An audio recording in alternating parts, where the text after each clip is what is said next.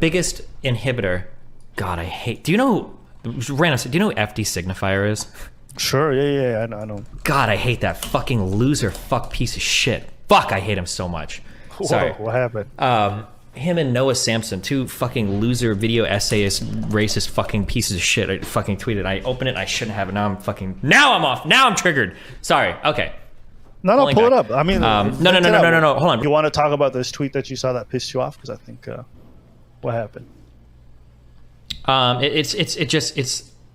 on. I don't even need to respond to these fucking losers. I just realized I'm done with these guys and I need to be done. Okay. It's just, people always get mad about the platforming argument. So basically, I think Noah Samson was tweeting out like, oh, like just chatting with my Nazi friends, all having fun and blah, blah, blah. Because he's one of those people that think that you should never platform an opposing view ever, that they need to be banned from the internet, thrown into the guillotine, murdered, raped, killed, everything. Like any opposing viewpoint has to be excised from society. Otherwise, like the Nazi disease will infect everybody's brain. And then FD signifier was, I don't know if he's making a Uncle Tom joke or I don't know. I think they're mostly pissing and moaning about Sneeko and Sneeko platforming. Subscribe to Sneeko platforming, Fuentes or whatever. Yeah. Subscribe. But I hate these types of people because both of these fucking losers will never ever change a single person's mind in their entire life. Like their entire platforms and purpose for existing is literally just to preach to the choir, which is fine. Hold on, let me back up. Sorry, hold on. Wait. Hold on. I'm better than this. I got over this kind of mean shit. Hold on. Oh yes, that's the whole irresponsible. Yeah. Let me talking to people. Yeah, let me rewrite that. Okay. I think that there can be an important role that you play in informing your own audience about certain topics. I think that's great and fine. I think that you can do that, and I think there's a place for that, and there's value there. That's really good. But what I don't like is those people veering out of their lane to fight with people like me, okay? I like to talk in combative audiences because I think that I can slowly change people's minds on the other side. But when I have these worthless subhuman fucking boat anchors dragging me to the bottom of their fucking shit-filled ocean where they just want me to preach about, oh, progressivism and diversity is our greatest strength, and that's all I should be screeching to everybody, and I should never talk to anybody with an opposing point of view. I hate it. It drives me fucking crazy. Sorry. Okay, that's all I got. Yeah. The whole idea of like, don't platform these people, don't give them a voice, don't give them oxygen. I don't know. I just don't care for it. To me, it's more interesting to hear what these people have to say and to sift through it myself. I think as a grown adult, I feel as though I have at least the critical thinking ability to be able to discern when someone's trying to be very deceptive or not. And if I don't hear them out, I can't make that kind of for sure prescription, or I can't understand them that way. And so, is there an argument to be made that frivolously bringing on these people and letting them ramble on about their views for an hour is probably bad? Sure. I think you'd certainly make that. Well, but I think if you have a counterweight to that, then at the very least, you've balanced it out to some degree. Yeah, but and my issue I would want to hear these people and why they think what they think, even if it's unedited and not interrupted. I think it's interesting for me because I'm like, oh, that's how your brain functions. That's how you came to your conclusions. But I don't know. I don't like the whole idea of like, well, these people are problematic, so we shouldn't give them any oxygen. I'm like, why? And these views are out there. Let's hear them. Exactly. Those are the two big issues. That one is people need to know how to address these views, because I see way too many times. I've seen clips of Matt Walsh's documentary where he's asking questions like gender studies professors, and they don't know how to answer. And I'm like, bro, are you fucking serious? That, and two, these views are out there. There's people that believe them. There's people that talk about them. You can't just like cover your ears and go la la la la la la la and pretend that they don't exist, because people are out there listening and they're getting indoctrinated. And it's part of your responsibility as somebody that exists out here and believes in the things you believe to be able to adequately counter these views. Like, no offense, and I'll say this a million times, they can click me as many times as they want. Like, if Nazism or fascism is so easy to spread that like people just listening to these people on a YouTube thing or a podcast or whatever is going to make them Nazis, then fuck it. We should all just be fucking Nazis. If it's that infectious, you're not going to stop it anyway. Like, I don't believe that, though. That's wild. You should be able to push back against these ideas. We literally fucking beat Nazis in World War II, okay? Like, how you can't beat them on fucking YouTube or fucking Twitter? That's wild to me. How little confidence or faith you have in your own system of belief that you think that just by having one of these dudes speak for 20 minutes, your entire fucking audience is going to become a meme comic and, like, be radicalized, instantaneously. That shit drives me wild. Yeah. Okay, two things. I got to respond to two things here. Didn't respond. Okay. 10 minutes. Okay, so let's do the first one. Actually, we'll do the second one first. So this is something I see a lot of people. I got a few Instagram DMs. Yo, how dare you just sit there and listen to Nick Fuentes and all this stuff? Like, guys, this wasn't a prepared thing. This is a complete surprise event. All right, if somebody would tell me we're going to have a race realism debate with Nick Fuentes, probably wouldn't have showed up. Okay, Sure. So it's important to note that like the circumstance that led to me and Gideon being there is one. Two, just because we sat there quietly didn't mean we agreed. I just let the man ramble because I didn't know what the fuck he was talking about. So how did I look stupid just being like, excuse me? Like, I don't know what the fuck he's talking about. Okay. So those two things are different. It doesn't mean that because I was sitting there quietly that I agreed with anything this man was saying. I was just letting him go because I had nothing to rebut with. And the second thing, people had this critique of you, and so I'm gonna play devil's advocate for you. Yeah, go for it. Yes, we agree that you've probably been able to change people's minds and you've wrecked Sneeko in a debate, etc., etc. But when you do up to 10 videos on this guy, or you do 10 debates with him and you keep wrecking him, so would you not argue that you are no longer doing it to inform people like his views are backwards, but you're just essentially doing it for entertainment? That would be FD Signifier's argument. I mean, I think that there is. So this is something that I talked about before, and you brought it up as well. I don't think there is a thing as just entertainment. I think it's always playing two roles. Like when you're entertained, it's like that idea of like when someone's like, oh, it's just a joke. And it's like, well, it kind of is, but there's something else that's going on at the same time.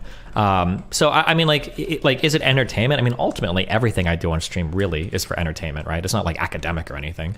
But I mean, like, it's a little bit more than just entertainment, right? Because we're talking about like pretty serious issues. So, I mean, if you want to make the accusation, or someone want to make the accusation of like milking content or whatever, I mean, that's probably true to some extent as well. But like, and this is kind of like the double-edged, or this is like the tightrope that every political streamer can walk on. In some ways, maximizing entertainment or maximizing like hot topics is kind of the same as maximizing your political effectiveness too. Because somebody might say, well, I think you're just covering all this red pill stuff because it's blowing up right now and it's really popular. And in one sense, I can just counter and say, yeah, that's true. I am covering it because it's blowing up and it's popular. If it wasn't popular, it wasn't blowing up, I wouldn't fucking talk about it because there's no reason to talk about it, right? Like if Andrew Tate is like getting really popular and a whole bunch of people have some horrible opinions on women as a result of videos he's making, well, of course I'm going to talk about it. Like that's literally, that makes it worth talking about. You know, if there was like some weird dude that like tweeted out that he wants to like rape all women and men should be able to do that, and he's getting like 2 likes, well, I'm not going to cover his shit. Nobody believes what this guy's saying. That's fucking wild. Why would I even give him, you know, the time of day? That's just dumb. But yeah, when it gets more popular, it's kind of, I think it's worth talking about. Yeah. Yeah, and not talking about these things doesn't make it go away. Not discussing these people doesn't stop this wave that's coming or all this stuff. You know, the Manosphere stuff was getting popular for quite some time without anybody really covering it. Then a bunch of people did their fucking video essays on it, still remained just as popular, if not more. You know, like there was no way to really stop this tidal wave because I think the societal issues that existed that kind of led to this movement growing existed before any of these rebuttals happened. So to me, when people say like, oh, it's promoting this stuff and making it worse, like what proof do you have of that? What proof is there that when you or somebody else covers it, that it makes the situation worse? I think that's just mental cope that people have because they can't accept the fact that they don't have control over the fact that this shit's spreading and it's getting more popular. And so they look to people and they're just going to prescribe to them like responsibility. Oh, this is your fault. This is your fault for encouraging and platforming these people. It's like, stupid, this stuff was already spreading irrespective. I think I just now have an opportunity to show to my audience or whoever it is why it's stupid and also make some money. Yeah, people will do that where they will I'll debate somebody or I'll talk to somebody and then they'll get like really big and be like, oh, that's your fault. That person grew because of you. I was like, well, okay, hold on. Do you really know that they grew 100% because of me? Because like there are people that I have platform that haven't grown and they just like disappeared into nothing. And then there are people that I have debated that and there are people that I haven't debated that have grown, and there are people that I have debated that have like totally disappeared. So it's like, who's to say, like, you know, I mean, you can have some effect, of course. It would be silly for me to say like there's no effect ever. That would be disingenuous. But I think it's a little bit silly to get into this hardcore thing, like where you're like, oh, you 100% are the sole reason why this guy grew, and if you would have just ignored him, they wouldn't have at all. It's like, okay, like people claim that I did that to Keffels, that I was the reason why Keffels blew up. It's like, I don't know if that's the case, man, but I understand that people might have some effect, but to what ability we can even measure that, it's very difficult. It could also be said that by not talking about it, you make it worse because people are like, oh, they have no rebuttal to this. nobody can counter these people because what they're saying is the truth. So if nobody rebuts them or nobody goes at them or constantly talks about like how wrong this stuff is, well, if they're working so aggressively hard to spread their ideology and their ideas and nobody ever counters them, how do you ever stop that spread? No. Out of curiosity. I'm asking you, how would you stop it? I don't think you can. And this is also kind of like my issue is that type of thinking, because this is kind of the trap that Vosh painted himself in, and the ideology these people paint themselves in, is you basically put yourself in a world where you can never, ever, ever talk about like growing negative trends because you're just like irresponsibly platforming or giving attention to something. And it's like, well, I guess we don't ever talk about this now because we can't platform any of the other speakers. We can barely contend with the ideas because a lot of these guys don't even know what the ideas are because they make these horrible caricatures or straw men of these. Like, honest to God, one of the most impressive things that I can do in other people's eyes when I'm having debates with some of these red pillars, a lot of these people are shocked that I even understand their point of view. Like, if I can summarize like, oh, like they believe this because of that and that and that, a lot of people on the other side will hear them, they're like, oh wow, this guy at least understands what we fucking think or feel. And that automatically puts me ahead of, and I'm not exaggerating when I say this, but of like 98% of other left-leaning online commentators. Because if you ask them, like, what's the point of the red pill? They'll say, oh, it's because they hate women. What's the point of like race realism or America First? Oh, it's because they hate minorities. Like, no, like that's not the point. And then when you say that over and over again, and then here's the biggest problem. This is like the dare problem. And it almost happened yesterday on that podcast, or maybe it even did a little bit with some of the other people on that podcast. The problem is that when you say over and over again, well, what is Nick Fuentes? What is America First? They hate minorities. They hate minorities. So it's just all born out of hate. And then you actually meet them or you see them interact with somebody and you're like, well, hold on. 4 black dudes talked to Nick last night, and yeah, he was a little bit edgy, but he seemed pretty friendly. They were laughing, they were joking, they were going back and forth. He didn't really seem like he hated them that much. And when they asked him, he's like, no, I don't hate black people. I just think we should all have our own places. That actually seems a little bit reasonable. Now, because you've primed their mind in one direction so hard, when they are confronted with reality and they see it's nothing like what you described, now they're not going to believe a single fucking thing you say. And that's nobody's fault but your own.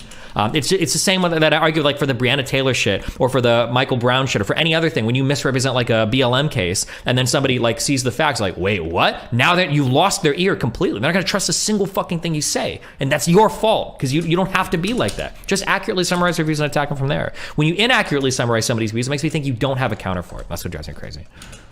I think what you said about priming them negatively and then finding out that wasn't true, like, that is the basis for like how the red pill stuff got very popular. I think society was primed a certain way, and then they came to learn that life was very different, and then that made them enraged, and then they went the opposite direction. Sure. So I think that's how you create that kind of anti-establishment sentiment. So yeah, entirely, I do agree. I don't. Noah Samson, is that the guy who like? Yes. Oh, no. And he does like these like deadpan jokes and always has like a deadpan voice. Yep. Yeah. Okay. Yeah. I got it from the first impression. Yeah. I don't mind FD Signifier. I've watched like maybe a video. It's too long, so I just can't watch all. But I don't mind the content personally. I find it so funny because I think Jadeon brought this up to me. He talked to me about H3H3 and I watched his debate with him. And H3H3 said pretty much verbatim what like you hear Hassan and these guys say, which is, why would you platform these people? It's irresponsible. Like there's no conversation, blah, blah, blah. I wonder if these guys understand that the very reason why the red pill movement became so popular or why a lot of these other movements become so popular is because their issues aren't discussed. Because they don't see the things that they care about that are affecting them on a day-to-day basis being reflected in discourse. Okay. When these people feel so disenfranchised with all the discourse, which like pretty much only centered around women's issues for a very long time. And LGBT and minority, Which, cool, there's issues to be dealt with. It's not wrong. But when they feel ignored, how are you then going to complain that like about these people who are now speaking to them, even if it's not good? We can agree on a lot of it being bad. Even if it's not good, they're the only ones talking to their issues. So then not talking about it led to these movements being created. And then they also want you to not talk about it now that these issues are in the mainstream, because then it grows it. And then they expect anything to change. It's like, bruv, the way we got to this point was not talking about it. The way that these movements even got big was not talking about it. And now that it's big, you're like, let's not talk about it. Yeah. It's like, do you not see like the cognitive dissonance? Like, I feel so dumb sometimes because I'll vehemently disagree with some of the stuff the red pill say, much like yourself. And then I'll listen to the other side, and they sound so stupid and unhinged. Their idea of dealing with problems is not confronting it. Yeah. Whereas the red pill people will be like, you're always in control. You got depression, get out of bed. You're dealing with something, you're the one who needs to deal with it. All of it's in your power. And then the other guys are just being like, everything's systemic. It's all systemic. It's all oppression. You can't do anything. Everybody's beautiful at every size. You're all fat or whatever. Yeah, that's why I always try to have empathy for people like, even people like Sneeko. Like my audience will look at him and be like, oh, like he's so stupid or whatever. It's like, yeah, because you listen to me all day. That sounded really conceited. I didn't mean it that way. But like, if you're in a world where all you're listening to are like the craziest left-wing bots you can hear, like, bro, it's hard for me to not turn into a fucking Nazi, and ironically, when I listen to some of these dudes, though. Because, like, you listen to some of these guys on the left, and you're like, you guys are unhinged. You actually sound fucking insane. Like, I feel like if I were to be inundated in this media landscape for, a couple weeks, and I wasn't already fully bought into, like, what your messaging was, like, I would just come out as, like, the most hateful, evil fuck person in the world. And even a lot of people on the left are starting to get sick of, like, how radical some of the, like, Me Too stuff has gotten, some of the LGBT stuff has gotten. It's like, damn, you guys need to turn it the fuck down. What is wrong with you guys? I don't know where these things are going, and even identifying as a centrist nowadays, or even someone's like center left or whatever, it's just like a cop out in people's eyes. You know? Well, there's no such thing as a center left. You're just a right winger in disguise. I'm like, all right. And last night's podcast, I think, was like a good reflection of our inability to accept that people on our team don't do everything the same way. Sure. Like if I were to sit down with FD Signifier and we were to talk about, a good majority of like social issues, social programs, what we want for our society, what we want our government to be doing, I think there'd be a lot of overlap in terms of like what we agree on politically. But I think the way that they go about like prescriptively telling folks like what folks can't or can't be doing and what's good for the group is just so off-putting. It makes you not want to identify with the group whatsoever. And I feel like I've talked about this enough, so it's not something I want to really rehash. But me reading those tweets, I'm just like, it's crazy how all of these guys repeat the same fucking rhetoric, which is essentially don't talk.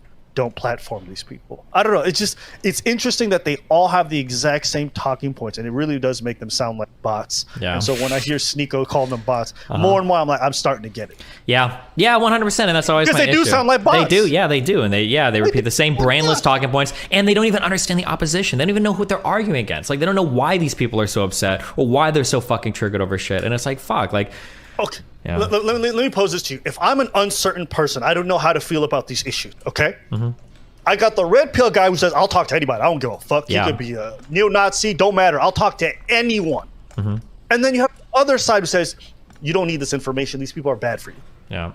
Yeah, and automatically, just more likely to be open to the person who wants to show you everything, quote unquote, or the person who's like, we don't talk to these people because they're bad. Don't worry, you don't need to know about them. You just need to know neo-Nazi. Yeah, it almost sounds like, even without even knowing what they think or believe or feel, like it's almost like you automatically like, yeah, I'm probably not going to go with you. Okay, you sound like you're kind of a little bit afraid of conflict, Yeah. How about, let me put this point to you. I didn't have that strong of an opinion on Nick Fuentes. I haven't seen him much, okay? Dion didn't have much of an opinion on Nick Fuentes. We hadn't seen him much. By the end of that discussion last night, we both came away thinking like, oh yeah, this man's definitely a white supremacist. And this man is definitely bad for black folks and minorities alike and for whatever image we have for the country. How can you look at that conversation and think like we came out of it like, oh yeah, this guy's fucking awesome? Are you crazy? Like we both came away with a concrete idea that we didn't have of him before. All right. And so, yes, is some audience going to veer towards that? Sure. But they were probably already primed to fall for that kind of rhetoric to begin with. Yeah. To me, at least for me personally, like now I have a clear idea of who he is. And so I know how to move accordingly now. But I would not have trusted other people's opinions of him. Because let me tell you, if other people trusted other folks' like hearsay opinion about me, they would probably view me as a fucking antichrist. Because there's people out there who view me that way. And so I don't put too much stake into what other people try to tell me about other folks. The same way when you were going on Fresh and Fit, you could pull out the DMs. I literally told you nothing about them other than you should go on the podcast. Is that true? Yeah. Why did I say that? Because I'm like, you should make your own. Draw your own opinion. That's it. So I don't know. To me, the podcast last night did not make me more like adjacent to white supremacy or more like down with it. Nor did my audience members come away thinking like, you know what, man, I'm down with being erased as a black person. Like, I don't think that's what happened. But I think these guys disagree and they think we contributed to harm. So what are you going to do from here on out to be better? I'm asking you. What do we do in terms of like platforming people, or in terms of like reaching out to people on the left or right? Which ones? Well, for your irresponsible actions last night, engaging with Sneak over the 11th time, and also helping to platform Nick onto an even platform. I mean, I like platforming where I'm at. I think that if you believe strongly enough in your ideas, you should be able to defend them. And if you can't, then get the fuck out or change your mind on shit. If you feel that unconfident about whatever you're preaching, that you feel like it can't stand up to any other person, then just leave. Then either you have a shit ideology or you're not the person to defend it. And then let the people that can do it and stay the fuck out of our way. That's what I would say. But would you ever have a debate with either of those? Oh, I think you did one with Samson, right? They'll never talk to me though, because I'm a Nazi to them. Unironically, that neither of those characters. You didn't debate Samson? No, he will. Those people never talk to me. No. Really? I thought you debated him for some reason. Well, fuck. Did I talk to him years ago? I might have talked to him a long time ago. Does anybody know? Actually, somebody can tell me. Oh no, you talked to the other guy on TikTok who said like fat phobia is like as bad as racism or whatever. Who's the TikTok nerd? Political's what's his name? He's kind of like he looks like Samson, both out of mustache and a little bit chubbier. I'm not sure now. Oh, Mr. Beard. Oh yeah. The guy who has no what was his take? Like your words are violence or some shit like that. Some wild, just dumb shit. Yeah, when you use the word retard, it was like oppressive, something like that, right? Something like that, yeah. Okay, so it was him you talked to. It wasn't Samson. You don't think Samson would ever be down to talk to you, or FD Signifier either? If either of them wants to, I would. FD won't. He literally has me blocked on Twitter. Okay. The Samson guy, man, I don't know, I could tweet at him. Oh, he did give you a shout out though. He said that you had a debate with Sneeko 10 times and you wrecked him every time. So I mean, no, that wasn't a shout out. What was the end of that tweet? I think he might have said something like, this isn't about changing minds. This is about entertainment. Exactly. So fuck him. Okay. No, that wasn't a compliment. That was a backhanded insult. Okay. I mean, you still acknowledge the fact that you wrecked him. I'm not gonna lie. If that's me, I'm like, I did destroy that motherfucker. You know? Yeah, but they view that whole action as negative. They're like, wow, you wrecked him, so you got views on your YouTube. Congratulations, you're making money off the backs of the suffering of like all the people that are being. That's why you got to develop some selective hearing or reading. You know what I mean? Just take the parts that you like and ignore the rest. And be like, I am that dude. You know what I'm saying? You could have took that moment, went in the mirror, flexed a little bit, like, hey, Sneeko, I sunned you. You could have done that. Instead, you're just looking at the negatives. You feel Listen, dude, just because I have a woman's name doesn't mean I can selectively hear like a woman, okay? So slow down. Yo, you know what? Someone pulled this up yesterday. They're like, look at these guys not laughing at Destiny's N-word joke, but they laughed at Nick Fuentes. And you know what I realized? When you do a joke, you abandon your joke because you know it's fucking problematic. So before anybody can voice any outrage, you abandon. Well, yeah, if something's not going over, you just move on to the next thing. No, but you don't even give it a chance to sit. You know, you gotta commit to it. You have to commit to the joke. No, you have to commit to it. This is why I'm saying this, okay? Yeah. The reason why Nick does so well with that kind of racist humor, okay, and why it's like so obscene is because not only does he not flinch, but he stares you in the eyes. He's like, I love my black people. And there's such an unhinged look in his face, like he's committed 150%. In your case, you will give the joke, and before the joke even has a second to breathe, you're already laughing like, I'm just kidding. Let it sit. Let him get a little uncomfortable before you bring him back. Yeah, I will. Okay. I'll remember this. Okay. We're going to drop some big ones next time. Okay. Yes, exactly. Let the pause set in and then break it. Why? Because the pause gives a sense for tension. Okay. And then boom, you hit him with the like, nah, we good. Don't worry. You still gonna invite me to All right. Okay. All right. All right. Got it. I'm going to do this on an in-person debate. If you don't believe me, here. I'm doing it. It's too late. Well, I'm going to try it. I believe you. Okay. I want you guys to do like a compilation of him doing these kind of edgy jokes and look at his reaction immediately after he says the joke. Just do a compilation. You'll notice what I'm talking about. All right. So let it hang. You know what I'm saying? Let your balls hang. Okay, I'm on it, dude. You know what's kind of like sad / funny is there are like there's a nugget of truth there where I think for a lot of these people, if they met the right person, it would radically change their worldview. Who's these people? Like racist people. Okay. Yes.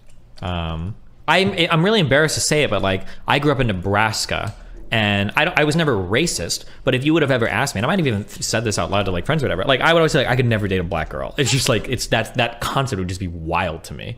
Right. And it wasn't until I started coming down to Miami more and then actually like meeting black women, I was like, Yeah. oh yeah, of course I could do this. This is so stupid. And I've had that experience like 2 or 3 times in my life where there are certain times I thought that about trans people before too. And then I'll start talking to certain people and I'll be like, oh yeah, this person's really cool. Like the fact that they're whatever is like, it takes a huge backseat to who it is. And I only need like 1 or 2 experiences. Like, oh yeah. And I try to keep that in mind now when I'm dealing with people. If I think negatively about a person or whatever, it's like, oh, I feel like I could, but if I meet a person, it feels different. So I feel like for a lot of people, just being introduced to people or having interactions with people that they think they're like fundamentally incompatible with is a really eye-opening experience, I definitely agree. Take for example this younger generation. I think because they live so terminally, even folks who are living in Nebraska or like more rural areas, because they are constantly exposed to people from different communities or like admire folks from different communities. It's perfectly normal. Not only is it normal, it's like really encouraged. Their perception of race is like completely different than your generation of, right? And so I think that what you said in regards to like people just knowing folks from different communities definitely helps a lot. Because I feel like, at least me growing up especially, it was like very racially segregated. Black folks stay with black folks, white folks stay with white folks.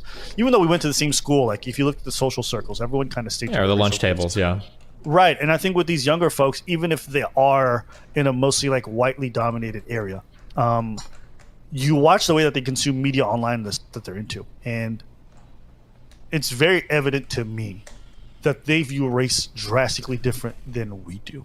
It doesn't appear that way to everyone because I think racism online is just much more readily available and much more discussed all the time. So it seems like the issue is more pressing. But if I were to poll most of the young people on their views and do the same poll with folks like my generation and above, I think the young folks would have a much more favorable view of like interracial marriage, a lot of like racial issues, systemic racism, all this stuff. They'd be much more like open to agreeing and saying it's real than people from my generation. Yeah, do you for agree sure. or disagree? Yeah, for sure, of course, yeah. Yeah. If they're an online person, Yeah. So I think that's I would have to agree with your statement.